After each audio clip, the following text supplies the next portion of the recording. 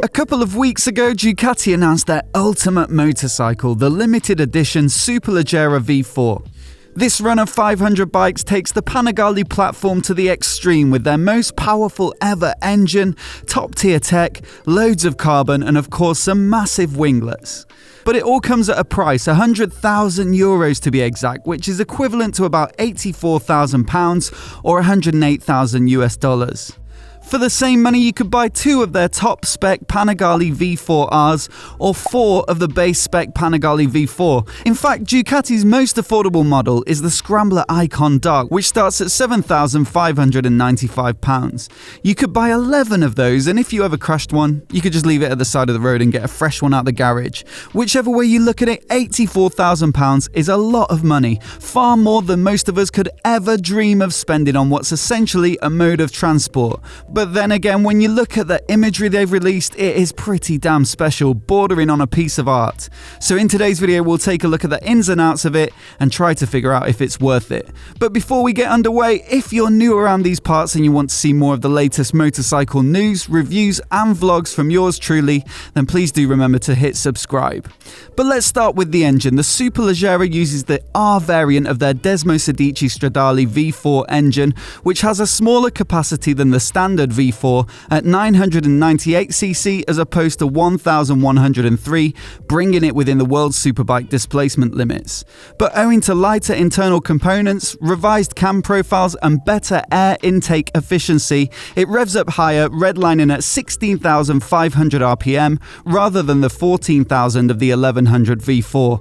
In the Panigale V4R, this engine is good for 221 horsepower, but in the Superleggera it's capable of 3 more at 224 owing to the road legal Akropovich exhaust, and if fitted with the titanium track only system, it can generate an incredible 234 horsepower. But not only is the Superleggera their most powerful Panigale, it's also their lightest, as you can probably guess from the name. The engine is already 2.8 kilograms lighter than the stock V4, but Ducati also claim that it's the world's only street-legal motorcycle with the entire load-bearing structure of the chassis made from composite material. That's to say that the frame, subframe, swing arm and wheels are all carbon, made by American carbon specialist V4 Evo. The result is a 6 kilogram reduction in weight. The fairing is also carbon, moulded into a shape that's more aerodynamic than even Ducati's MotoGP bikes. But it's those whopping great biplane winglets that draw the eye, and they're capable of 50 kilograms of downforce at about 170 miles per hour, which is 20 kilograms more downforce than the winglets on the Panigale V4 and V4R. They say that this improves acceleration by helping to keep the front end down, although I'm not sure that's really an issue at 170 miles per hour. That's got me wondering what the downforce figures are like at typical corner exit speeds, which is where their effect would be most greatly appreciated, but it's not something that Ducati disclosed. There are also changes to the chassis dimensions in the form of a longer swing arm to suit track riding conditions. Ducati say this leads to faster leaning down into corners, sharper lines riding out of bends, and unparalleled deceleration power, which I think translates to braking. Electronics have also had a track-biased upgrade with 5 extra fully customizable riding modes in order to dial in your exact settings for certain tracks and conditions. There's also an improved lap timer which remembers your 5 favorite circuits. Equipment is absolutely top spec too, with Brembo Stylema R brake calipers that are exclusive to the Superleggera V4 and a lighter Öhlins fork and shock, with the shock having MotoGP derived valves to improve damping response. There are a few finishing touches such as the fancy paint job, machined aluminium radiator cap and a numbered key, frame and yoke. All of the lightweight componentry means that the total weight of the Superleggera comes in at 159 kilograms, which gives it a power to weight ratio of 1.41, and Ducati say that's a record-breaking figure for a road legal sports bike. The track kit we've already mentioned not only boosts power, but it also brings the weight down to 152.2 kilograms, which means it has an even more impressive power to weight of 1.54. For a bit of context, an average bike like the Yamaha MT-07, which has decent street performance, has a claimed peak power of 74 horsepower and a segment-leading dry weight of 164 kilograms. But that's still just 0.45 horsepower per kilogram, so 1.54 is just ridiculous. And it shows in the lap times. Piloted by a Ducati tester and fitted with the track, exhaust and slick tyres, they report that it can do a lap of Mugello in under 2 seconds slower than the full race-spec Panigale V4R SBK that they use in the Italian Superbike Championships ridden by Michel Pirot. But the problem with lap times is that you need the same track, rider and conditions to make a comparison. Ducati have made a big deal of both the power and the weight, so the power to weight ratio is the easiest thing for us to compare against other models and see how good that £84,000 price tag looks, starting with the rest of the Panigale range. In terms of price, the Panigale V2 starts at 15 grand, the V4 at 20, the V4S at 25 and the V4R at 35, so it's quite a leap up to the £84,000 for the Superleggera. In terms of power, the V2 does 155 horsepower, the V4 and V4S make 214, the V4R 221, and then 234 for the Superleggera with the track kit. I couldn't get an exact price for it, but let's assume it adds a good few grand to the asking price. And in weight, all of the other bikes come in at roughly 175 kilograms, but the Superleggera drops more than 20 in its track spec. So when you look at the power to weight ratios, it's quite a jump from the 0.88 of the V2 right up to the 1.54 for the Superleggera. That's not far off double, but to be fair, the V4 and V4S look quite good value at 20 and 25 grand with a power to weight ratio of 1.22.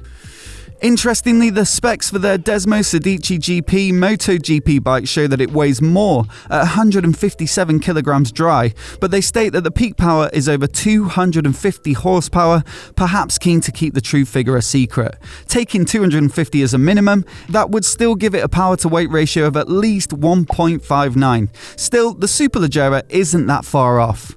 But Ducati aren't the only company to release a bike on the brink of MotoGP performance. Honda unveiled their RC213VS in 2015, and it's basically their V4 powered MotoGP bike with lights and mirrors to make it road legal. In its road going form, it produces 159 horsepower and weighs 170 kilograms dry, but fit the optional sports kit, which includes a track ready ECU, exhaust, brake pads, quick shifter, data logger and much more, and you'll shed 10 kilograms and gain 56 horsepower to give it 160 kilogram weight and 215 horsepower peak. All of this talk of power to weight is of course a bit reductionist. Honda built this machine to handle, and the reviews say that it does exactly that, with many journalists calling it the best bike they've ever ridden.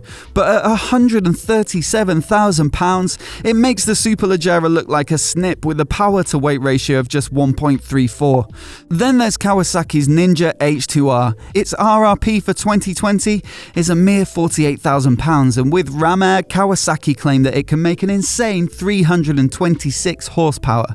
Now, unfortunately, I couldn't find a dry weight for this bike to compare, but its 216 kilogram curb weight, i.e. including oil, coolant and fuel, would give it a ratio of 1.51, which is pretty damn close to the Superleggera V4. I couldn't find Kawasaki's exact definition of what their curb weight includes, but the H2R would only need to drop a handful of kilograms to beat the Superleggera, so in reality, it's probably the quicker bike in a straight line. But ultimately, most of these bikes won't be bought for riding, be that on the track or the road. For many, they'll be collector's items, and that got me wondering, do bikes like these actually appreciate in value and therefore make a worthwhile investment? There are plenty of H2Rs for sale on MCN's used bike site, and they're around the £35,000 to £40,000 mark with very few miles on them, so that's about a 10 grand loss. The last generation of Superleggeras were built on the 1299 V-twin platform and now seem to range from between 60 and 70,000 on Auto Trader, so again about 10k down on their asking price of £72,000.